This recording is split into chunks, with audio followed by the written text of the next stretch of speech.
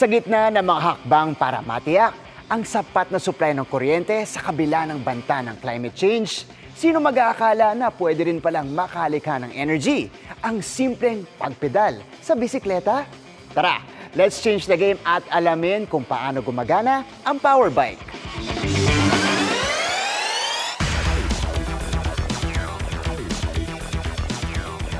Bike to work ba kamo? Kung lowbat ang phone, pwedeng bike to charge. Kayang-kaya yan sa power bike na dinevelop ng Animo Labs Fab Lab and Sustainability Hub ng De La Salle Laguna Campus. O diba? Lumang konsepto na ini-level up.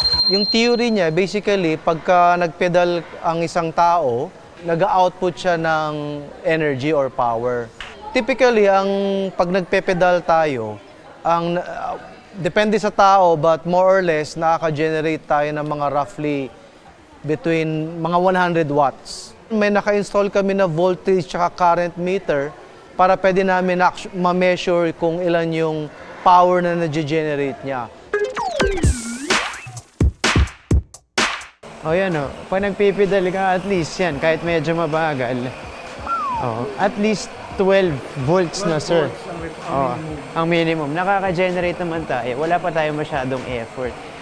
Pag gumago hard ka, mas marami siyang electricity na na-generate o na-produce. Mas mabilis yung charging ng phone mo. Tapos, naiilawan mo pa tong LED at the same time. Nakapag-charge ka na, nakapag-exercise ka pa. Dahil alam nyo bang di raw bababa sa 12 watts ang kayang ma-produce na electrical energy ng power bike. Mga kapuso, para ma-convert yung mechanical energy na napoproduce nung pagbabike mo, napupunta siya dito sa dynamo, siya yung nagko-collect, tapos siya yung nagko-convert into electrical energy para mapunta dito sa mga LED natin at saka cellphone.